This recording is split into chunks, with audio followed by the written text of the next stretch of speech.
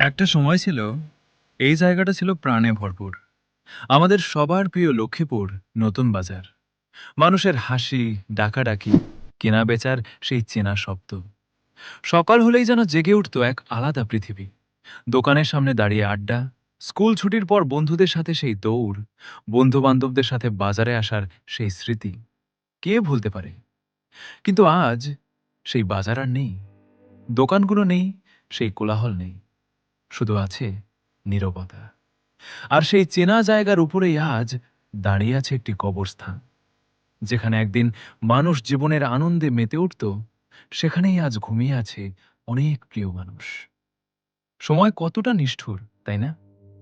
শুধু টিকে আছে একটাই, সেই পুরনো স্কুলটা।